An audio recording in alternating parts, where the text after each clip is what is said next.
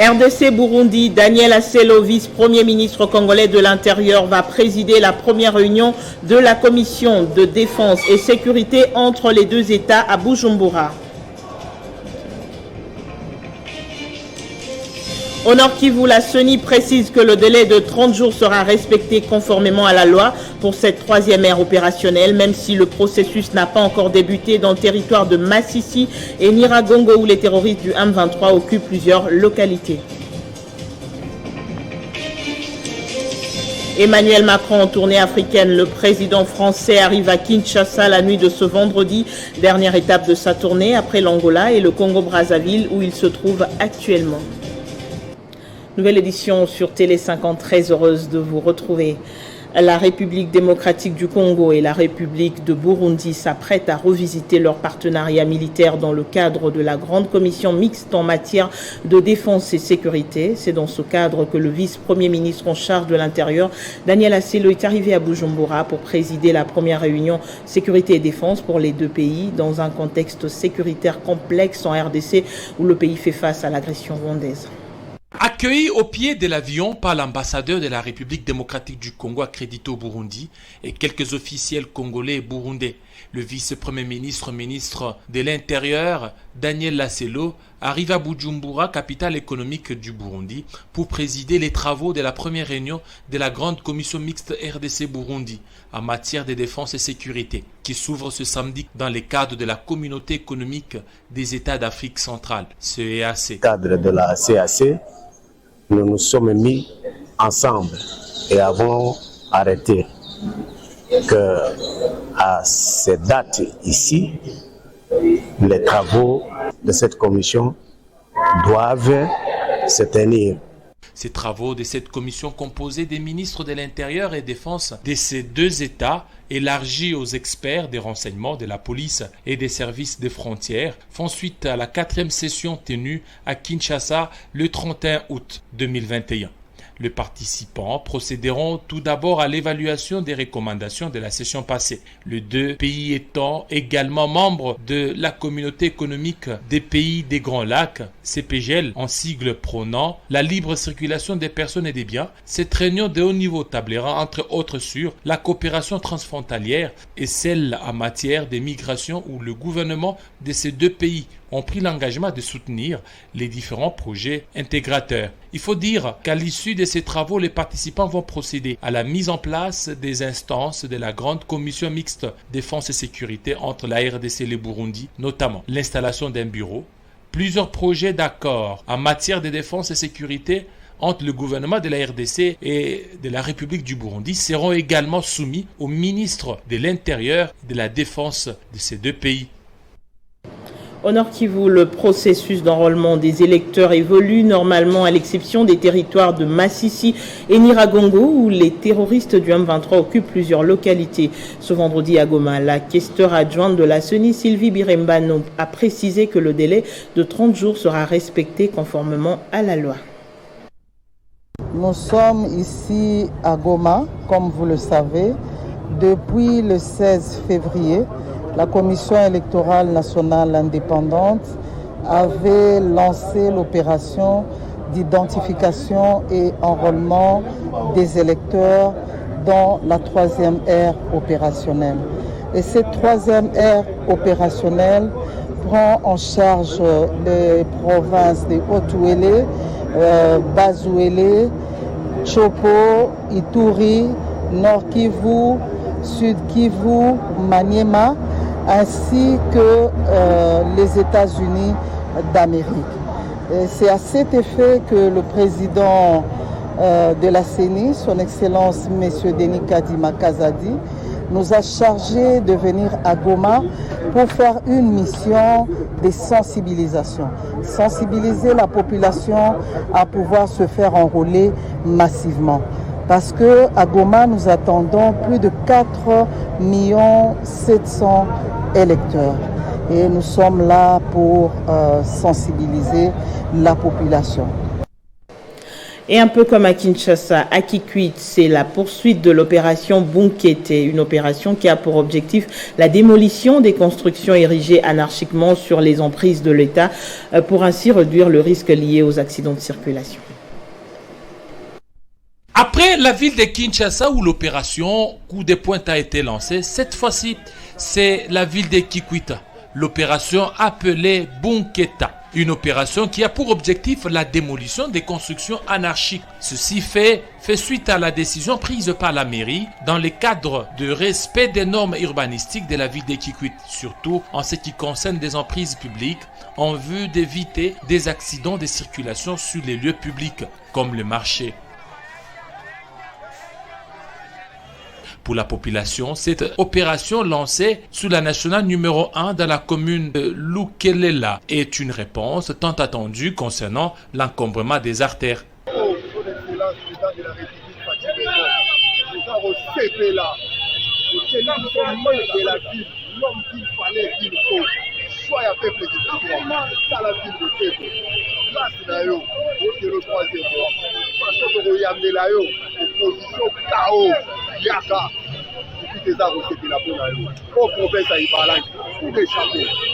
De son côté, le maire de la ville affirme vouloir rendre la ville propre et libérer le boulevard encombré par des vendeurs. Ainsi, Ngiama Kachiaka Abe invite la population au changement de mentalité pour le développement de la ville de Kikwit.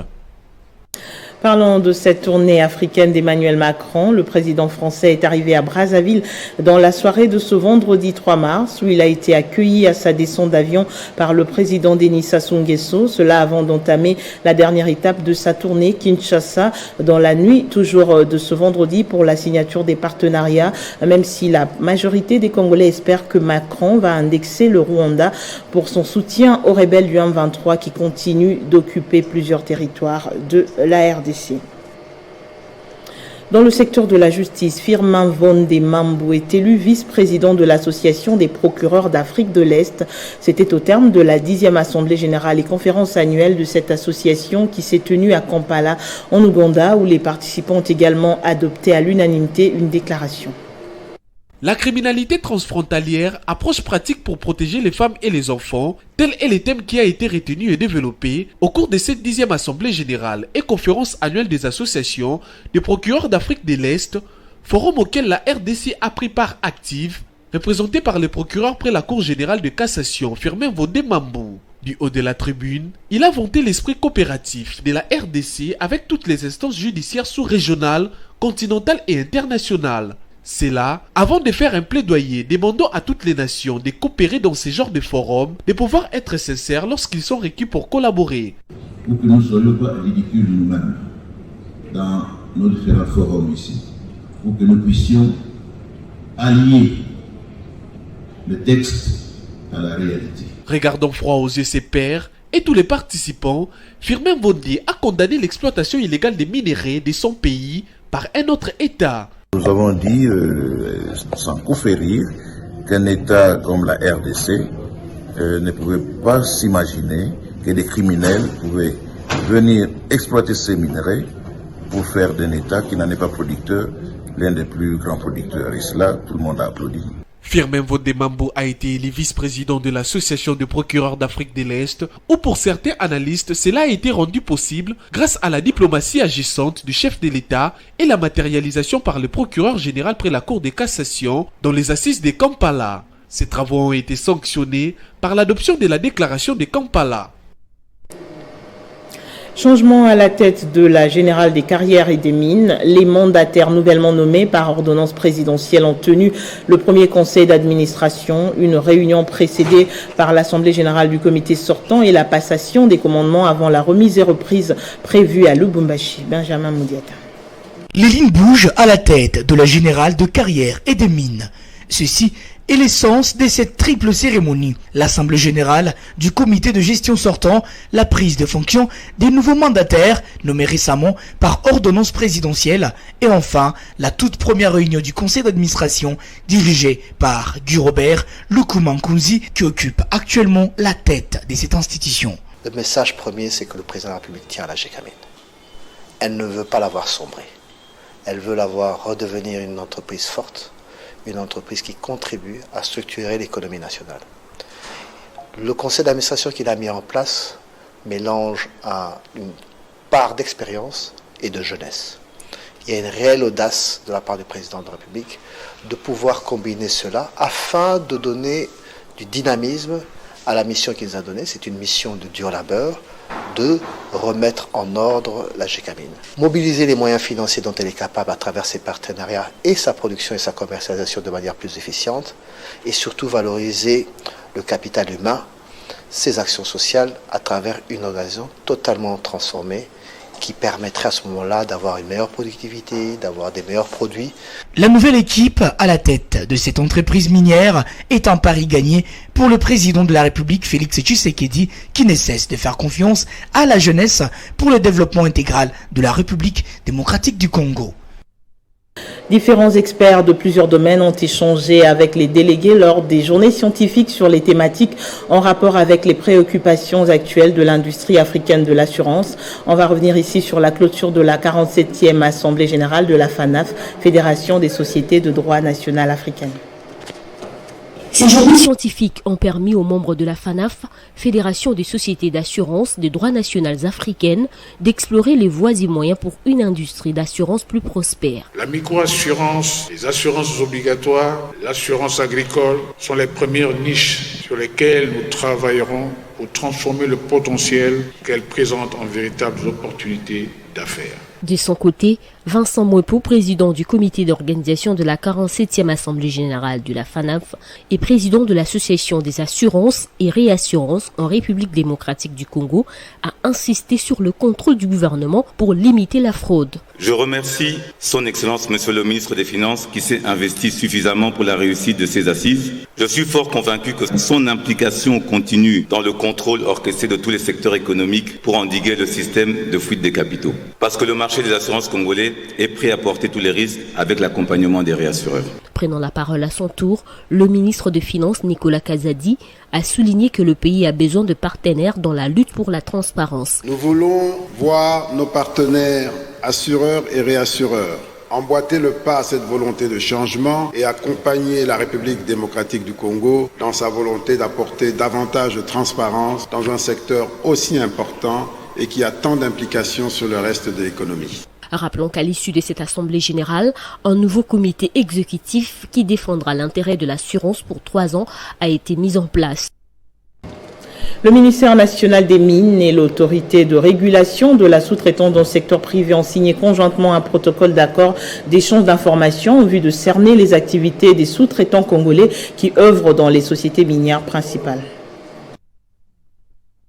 Ça y est, désormais plus rien ne va échapper à la vigilance de l'ARSP en ce qui concerne le contrat des marchés de la sous-traitance dans le secteur minier. Ce protocole d'accord qui vient d'être signé conjointement entre Antoinette Samba Kalambayi, ministre national de Mines en RDC, et l'honorable Miguel Katem Kachal, directeur général de l'autorité des régulations de la sous-traitance dans le secteur privé, permettra la fluidité des échanges d'informations entre ces deux institutions. Parmi les données qui seront mises à la disposition de la RSP, il y a les listings, ou mieux le répertoire national des sociétés principales qui œuvrent dans les mines et le répertoire des sociétés sous-traitantes. Nous voudrons accompagner les entreprises minières et accompagner en même temps la sous-traitance congolaise. Cette collaboration qui vient d'être scellée intervient justement avant la grande mission de contrôle et d'évaluation de la situation générale actuelle de la sous-traitance à travers le pays. Vous savez qu'il y a beaucoup de défis, surtout dans le secteur minier, et que nous avons voulu être accompagnés par le gouvernement de la République au travers les ministères des Mines. Nous travaillons sur la vision du président de la République. Et depuis l'histoire de notre pays, les jeunes n'ont jamais reçu autant d'appui dans la sous-traitance, autant de soutien dans le développement de la classe moyenne. Il y a lieu de dire que la concrétisation de la promesse du chef de l'État, celle de faire de jeunes millionnaires congolais, ne passera que par un travail aussi minutieux. Et dans le reste de l'actualité, dans le cadre de la consolidation de son parti politique et d'appel à ses bases au soutien au président de la République, Mariquette Moutinga, vice-présidente de PDG, a effectué le tour de la commune de Linsele. En ces débuts du mois de mars dédié aux droits de femmes, la députée et vice-présidente du PDG, Marikiette Mutinga, a visité respectivement le quartier Makanga et Mobandé dans la commune de Lantsele. Il était question pour cet élu provincial de Lantsele de demander vivement à ses bases de soutenir activement les actions du président de la République, Félix Tshisekedi, et de rester vigilant face aux politiciens qui ne viennent que pour séduire et distraire la population durant les moments électoraux. Parti Nanga Boyebi déjà Ezali, parti des démocrates pour la bonne gouvernance. Comme vous le savez, notre parti est le parti des démocrates pour la bonne gouvernance de l'autorité morale Modeste Mutinga, qui est l'actuel ministre des Affaires sociales. S'il est à ce jour ministre, c'est grâce à la confiance dont il a fait preuve en faveur du président de la République, Félix Tshisekedi.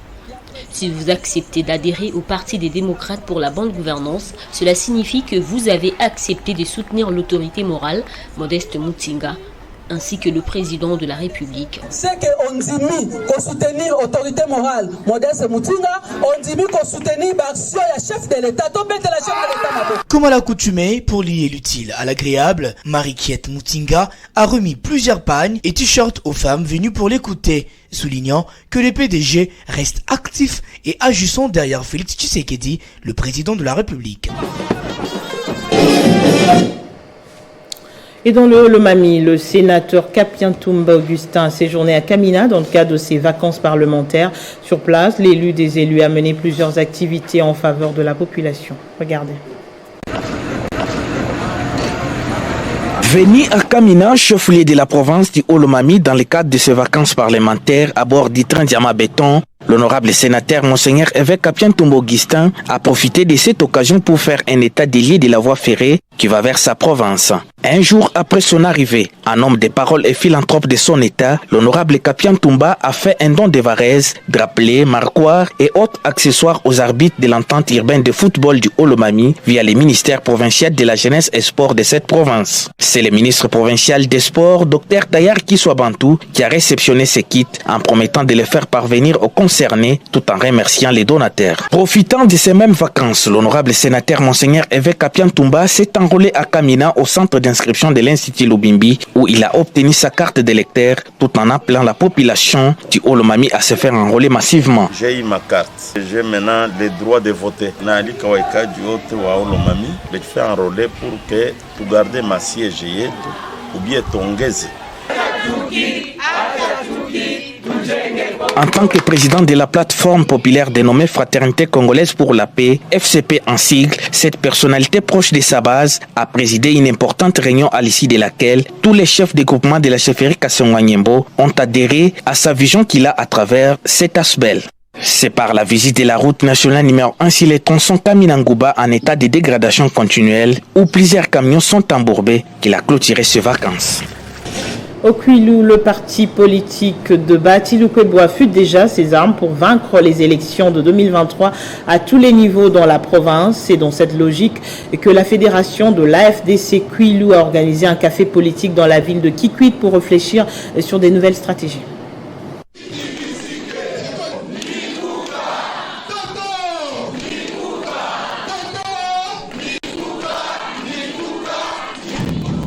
Pendant que les autres partis politiques sont dans la somnolence, l'AFDC Fédération du Kwilu frite déjà les armes pour les élections de 2023 et à tous les niveaux. C'est dans cette optique que ce parti cher au sénateur Bati Lukwebo vient d'organiser un café politique dans la ville de Kikwit, capitale économique de la province du Kwilu. L'objectif de mettre tous les fils et filles de l'AFDC Kwilu ensemble pour mieux préparer les élections de décembre 2023. Cette rencontre, qui fait suite à celle organisée récemment à Kinshasa, a réuni tous les prétendants candidats à la députation nationale et provinciale, voire même la municipalité, en vue d'identifier les candidats potentiels. Les territoriaux de l'AFDC ont également répondu à ces assises avec la présence remarquée du vice-président national du parti en charge du Kwilu, le député Richard Mayaya Kilolé et le secrétaire général adjoint Jean-Claude Manessa, qui ont d'ailleurs supervisé ces rendez-vous. Le vice-président en charge du Kwilu, Richard Mayaya, glisse quelques phrases. Nous pensons qu'en 2023, nous allons corriger les erreurs de 2018.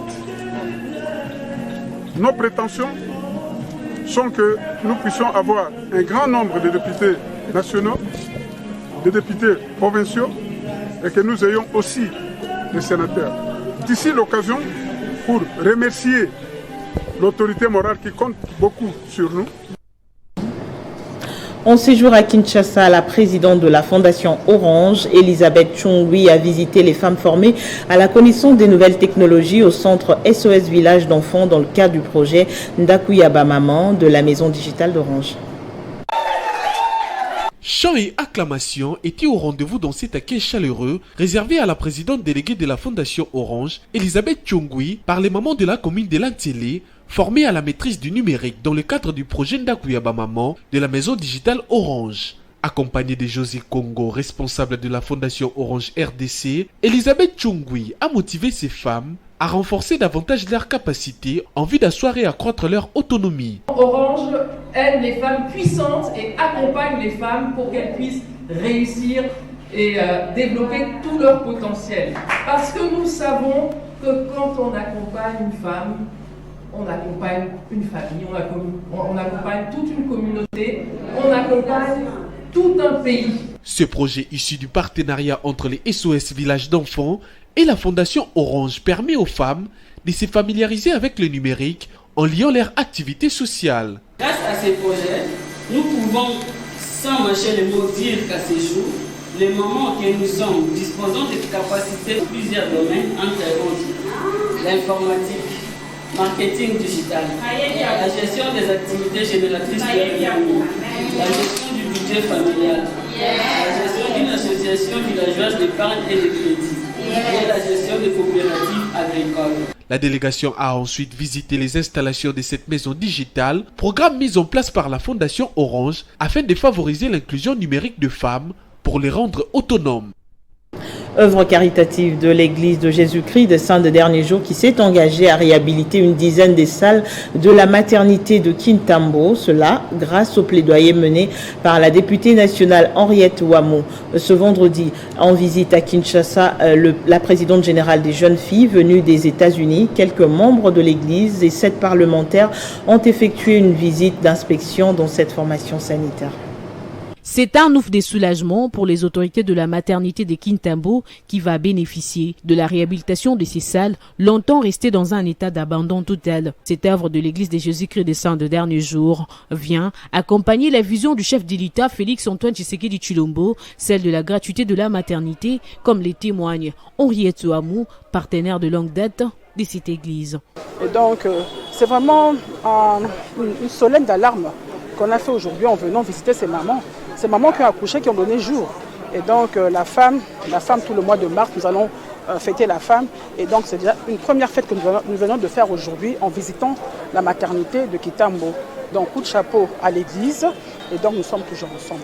De son côté, Madame Boni, présidente générale de jeunes filles de l'église de Jésus-Christ des Saints des Derniers Jours, réaffirme la détermination de cette église, celle de respecter les commandements du Seigneur. Nous suivons Jésus-Christ, membre de l'église de Jésus-Christ des Saints des Derniers Jours, et nous marchons selon les 2 grands commandements. Aimez Dieu et aimez votre prochain. Et les responsables de la maternité n'ont pas caché leur satisfaction. Voilà qu'aujourd'hui, elle vient de réaliser, concrétiser un projet.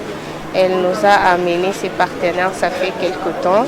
Et aujourd'hui, ils sont à l'étape d'exécution. Il y a des travaux qui se font dans la maternité.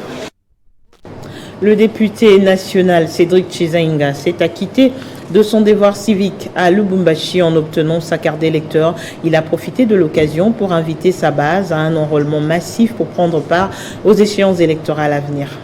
Accompagné d'une marée humaine en surnombre, Cédric Chizainga s'est fait enrôler le mercredi 1er mars dernier. Ayant parcouru plus de 2 km, entouré des milliers et milliers de membres et sympathisants de l'ABD, les députés nationaux, Cédric Chizainga a obtenu sa carte d'électeur en plein cœur de la ville de Lubumbashi, à l'école primaire Tupendane. Le fils du terroir, affectueusement appelé les maillots jaunes de la circonscription de Lubumbashi, grâce à ses multiples réalisations à travers sa localité, se livrer à la masse pour inviter le sien à l'enrôlement massif.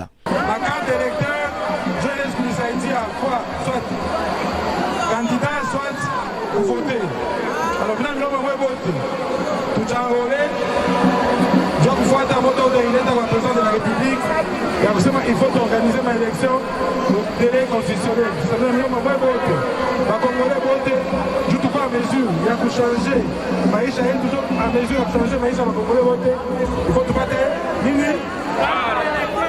S'étant acquitté de son devoir civique et patriotique, Cédric Kizaïnga s'est rendu dans la commune de Katouba où une grande masse l'attendait en prélude de la Journée internationale de la femme.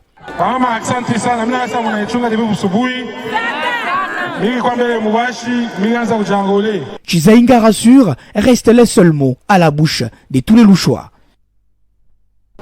Et ici à Kinshasa, Gervais Milandou, directeur général de Léon Hôtel, a été reçu à l'hôtel de ville. À l'occasion, une cérémonie organisée dans la salle polyvalente. Gervais Milandou a présenté son trophée Mwanamboka, reçu en janvier dernier au premier citoyen de la ville. Dans son mot de circonstance, le lauréat, Gervais Milandou, directeur général de Léon Hôtel, a indiqué que ce trophée lui a été décerné en guise de reconnaissance et d'encouragement pour le travail qu'il fait depuis des années en faveur de la population quinoise et particulièrement des marchands qui se trouvent aux alentours de sa galerie Bisou Bisou. Je suis venu présenter le trophée auprès du premier citoyen de la ville pour qu'ensemble, qu'on puisse continuer à m'appuyer pour pouvoir faire des réalisations de tous les projets qui restent à faire. C'est toute une histoire et c'est cette histoire que j'aimerais bien partager à tous mes clients, à tous les marchands. De 19 ans, maintenant j'ai 53 ans. Je me suis dit, mais au lieu que le magasin Bisou Bisou reste que le magasin des tissus, que toutes les quinoises, quinois connaissent Bisou Bisou comme un magasin de textile, de tissus, mais actuellement il y a un nouveau concept. Depuis qu'il y a eu la fermeture du grand marché, les travaux du grand marché, je me suis dit qu'il fallait que je laisse mon espace de mon magasin à tous ceux qui sortaient du grand marché d'avoir les occupations, d'avoir de l'espace dans Bisou Bisou. Parlant au nom du gouverneur de la ville de Kinshasa, Jean-Tini Ngobila empêché, le directeur de cabinet adjoint a encouragé cet opérateur économique à aller dans ce sens parce que beaucoup des commerçants s'ignorent. Pour le représentant de Jean-Tini Ngobila Mbaka, l'histoire de Gervais Milandou, une fois témoignée, peut aider les marchands quinois à réussir dans leurs affaires. Comme prévu, le PCA de la TMF Trésor Mouti qui vient d'arriver à Goma ce vendredi pour un séjour qui va l'emmener au Sud Kivu dans le but d'entreprendre plusieurs actions sociales en faveur de la population. Et déjà à Bukavu et les environs, les préparatifs vont bon train pour la réussite de cette itinérance. En ce mois de mars 2023, dédié aux droits de la femme, le PCA de la TMF Trésor Moutiki a été accompagné de sa conjointe et d'une forte délégation de Kinshasa pour remplir les objectifs fixés par sa fondation. Une énième tournée du président du conseil d'administration de la fondation Trésor Moutiki dans les Kivu, consacrée au suivi des différents projets en faveur de la population. Accueilli à l'aéroport de Goma par la section TMF Goma, conduit par le pasteur Jean-Baptiste Isangui, le cortège des Trésors Moutiki s'est dirigé directement au quartier Imbi, au centre-ville de Goma, pour un bref échange sur les actions sociales de la TMF en faveur de la population. Parce qu'à chaque fois que je passe à Goma, je n'ai jamais ce temps pour rencontrer ma communauté. Mais aujourd'hui, par surprise, je les ai rencontrés à partir de l'aéroport et j'ai été honoré et reçu par ma communauté. Nous avons parlé, bien que de limiter la cohésion dans notre communauté. Depuis que nous avons commencé cette aventure, on parle rien que de l'unité et la cohésion. Nous avons commencé avec la coordination de jeunes. Nous allons évoluer. Nous avons des actions à inaugurer et à lancer. Mais à Goma, je crois, nous allons commencer bientôt. Il faut qu'on installe d'abord l'association, notre structure, la fondation ici à Goma. A noter que déjà à Bukavu, les banderoles de l'effigie du PCA de la TMF avec les messages de bienvenue sont placés un peu partout où le couple et sa suite arrivent samedi 4 mars par les ports de Iousi. Et on va terminer avec cet atelier d'imprégnation du projet d'appui au développement rural intégré de l'économie rurale à l'attention des parties prenantes de la province du Kwango. Un atelier qui a été ouvert par le gouverneur de province Jean-Marie Petit et qui a permis aux bénéficiaires de cerner la vision du ProArder, particulièrement dans leur province.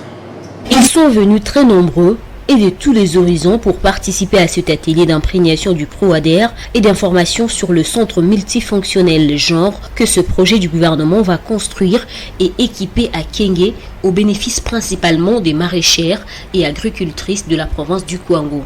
Donnant le goût à ces assises, le gouverneur de Provence, Jean-Marie Petit-Petit, a rappelé les missions que le gouvernement a confiées au PROADER qui se résument à booster l'économie rurale dans sa zone d'intervention en vue d'améliorer les conditions de vie des populations rurales cibles. Prenant la parole au nom du secrétaire général au développement rural empêché, le Dr Joseph Mouamaba, coordonnateur national du PROADER, a annoncé à l'assistance qu'après les centres multifonctionnels genre à construire à Luango dans le Congo central, à Mouchi dans le Maïndombe et à Gungu dans le Kwilu, le 4e et dernier centre multifonctionnel genre sera érigé à Kenge. Ainsi, en a décidé le comité de pilotage du PROADER. Je suis dans la joie de vous annoncer que le 4e centre sera construit ici, au Kwango. Le ministre provincial en charge de l'Intérieur, Noël Lumbu, a clôturé cet atelier au nom du gouverneur de province et a eu de mots justes à cet effet. Nous avons l'obligation de protéger les ouvrages, de protéger les personnes et leurs biens. Ici est de préciser que le gouvernement provincial du Kwango a déjà mis à la disposition du PROADER un terrain pour la construction de cette infrastructure que toutes les Kwangolaises et Kwangolais attendent avec impatience. Place au rappel des principaux titres. RDC Burundi, Daniel Asselo, vice-premier ministre congolais de l'Intérieur, va présider la première réunion de la commission de défense et sécurité entre les deux États à Bujumbura.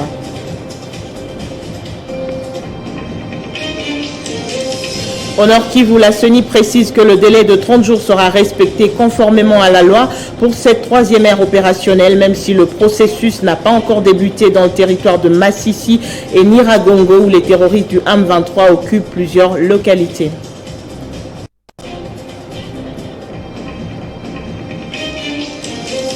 Emmanuel Macron en tournée africaine, le président français arrive à Kinshasa la nuit de ce vendredi, dernière étape de sa tournée après l'Angola et le Congo-Brazzaville où il se trouve actuellement.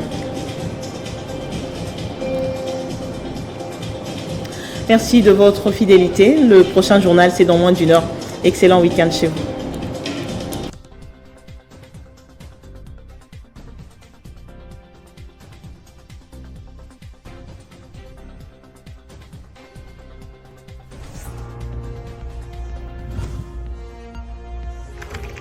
L'actualité reste incontinue.